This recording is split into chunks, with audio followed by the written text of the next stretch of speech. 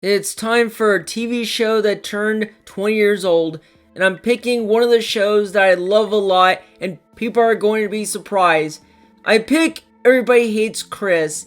Yeah, I'm sure there's other comedy shows that came out in 2005. It's Always Sunny in Philadelphia. It seems like a really funny one for a show that's still going, but I haven't seen the rest of the show. How I Met Your Mother, it's not on my list either. I did cover The Office months ago for its 20th anniversary, so if you want to check that out. But yeah, Everybody Hates Chris was one that I wanted to do for a while. I have talked about it once in my Black History Month video since, and since it finally turned 20, I'm going to do a review of the show. I don't know how long this video will last because I have more videos, but just bear with me as I can. Let's begin. The show takes place in the 1980s, where Chris Rock, living as a teenager in Brooklyn, New York City, with his family, his school, and experiences growing up throughout his life. Though sometimes, despite his attempts to overcome the challenges and injustices he faces, he ends up back in a difficult situation. You can see why almost ending of the episode with the choir singing Everybody Hates Chris. So, you all are wondering, why was I obsessed with this show? Well, it's not easy. You see, when the show aired back in 2005, I didn't know what the plot was other than it was loosely based on Chris Rock's real life adolescences. So I didn't see the show right away. Then in 2009, right when the show ended, it aired on Nick at Night. And that's when I started watching the show. And I kept watching it over and over again. Like, I was loving it. Then when the episodes were up on YouTube before the whole copyright claim happened, I watched all 88 episodes, and it became one of my favorite TV shows. I'll talk about that at the end of the video. Then in 2017, a new complete series was coming to DVD, and thankfully, I own a copy, and I kept it for years. Yeah, I was obsessive. Let's talk about this show, because there's quite a lot to say. About 90% of the show is amazing. And while Chris Rock's real life adolescences is loosely based because they picked 1982, but Chris Rock was born in 1965 and turned 13 in 1978. So yeah, the years on the show is off, but it was a good idea to take place in the 80s, even though other shows have done that decade. Most people say that this show was trying to be like Malcolm in the Middle, in which the show did air at the time. I mean, yeah, Malcolm in the Middle was a very smart show because the family were dysfunctional that got into situations, and that what makes the show so funny. I can clearly see people make comparisons of that show to Everybody Hates Chris, and they both aired at Nick at Night the same year, but honestly, it never bothered me. Well, for the most part, but we'll get to that later. The show only had 88 episodes, in which I guess they would have made it more for only 4 seasons, but they did a really great job. Seasons 1 through 3 are like some of the best ones when it comes to the writing, characters, and even the comedy. Season 4, while great, might easily be the weakest season, but they're by no means a bad season, just not one of the best. I'll talk about the ending later. The writing in the show is fantastic.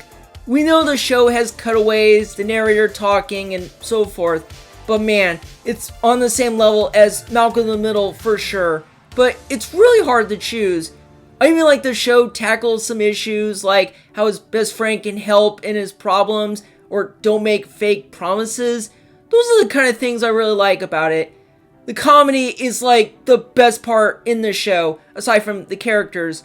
It is so freaking hilarious. Like, I have so many moments in the show that made me laugh hard.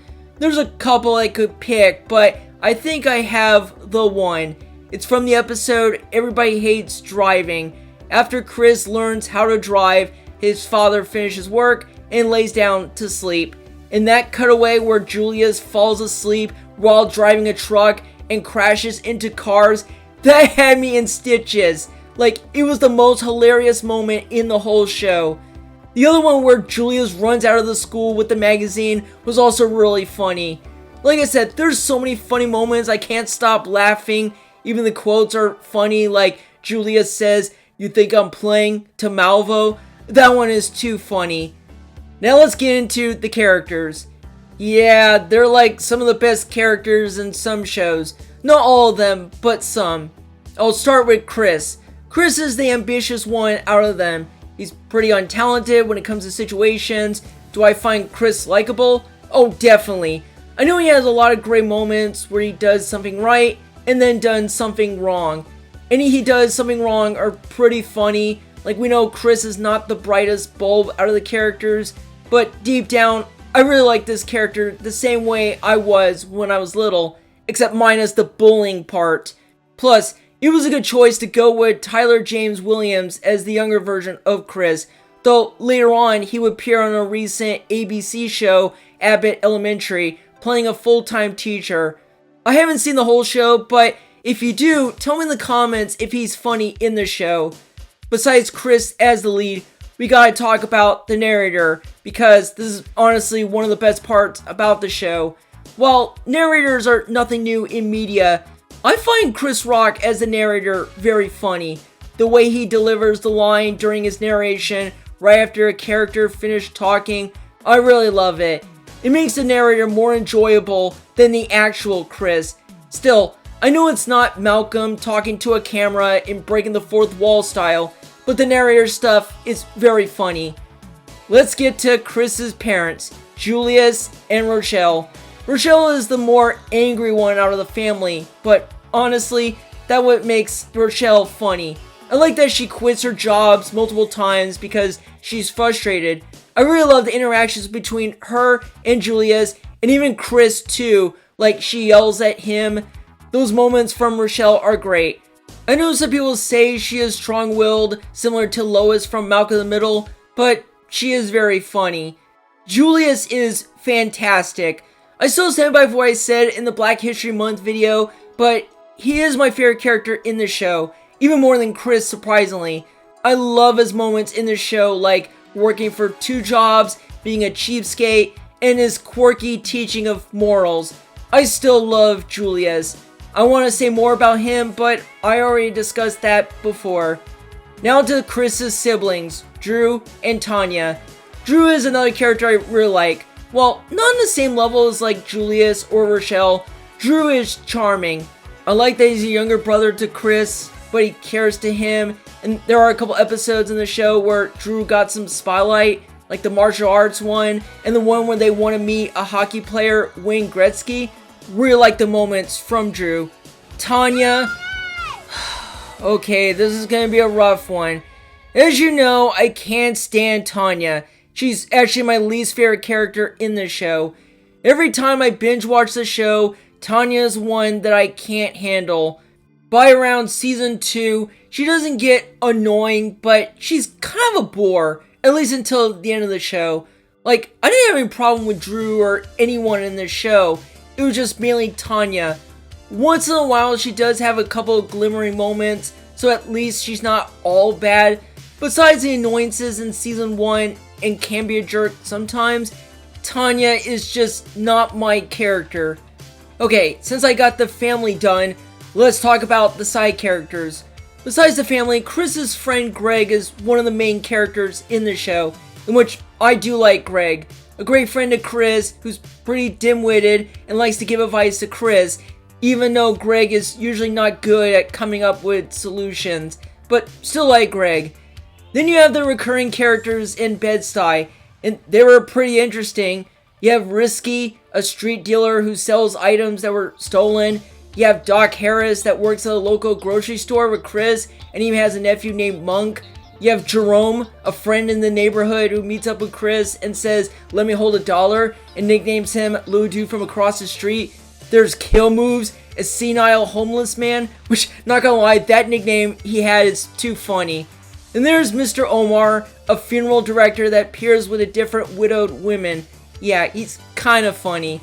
There's even Rochelle's friend Vanessa at the beauty salon. So much to count of Bed-Stuy characters. Does Chris get a love interest? Oh yes, he does. In season 2, they introduced a new girl next door, Tasha, and both of them had pretty good chemistry. There was Keisha in season 1 before Tasha, but she ended too quickly, and besides, she liked Drew then Chris. Going from the junior high school lineup, here's Caruso, a school bully, which you would think I hate this character, but he's okay. I get why some people don't like him because he's a bit racist, that he picks on Chris, and you know that I do not like bullies in media. Caruso is just fine. I don't necessarily hate him, but he's not just one of the best. And yes, Nelson Muntz from The Simpsons is a better bully. Then there's Mrs. Morello, Chris's nicest teacher, though sometimes she can be naively racist, but Morello didn't bother me in the show. But she did change from a teacher to a principal at his high school.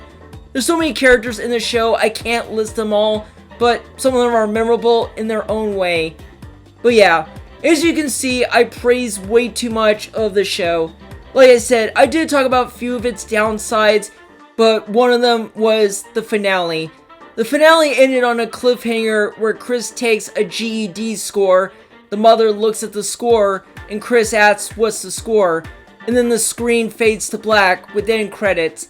It is a shame that we don't even see the proper ending, though the number on the truck says 735, meaning that he did pass for that score. But like some great shows, it doesn't exactly end on the best note, and this is one of them. But for me, I still love this show in the past years. I know it won't top on the list like Seinfeld because that show is more timeless and more funnier, but Everybody Hates Chris is really great and deserves to be one of my top favorite TV shows. Now, last year, they did bring the show back that continued after the finale. Comedy Central aired it and called it Everybody Still Hates Chris. I watched the first episode, and while it's not super impactful as the original show, I do like it for what it was. And I like that the show is becoming underrated and maybe getting a following. But yeah, I think that's all I want to say about Everybody Hates Chris. It's smart, it's funny, it's written greatly, the characters are likable. What more can I say? That is all for this video. Happy 20th anniversary to this show. And the last TV show topic for this year. I will see you all in the next one, folks. Bye bye!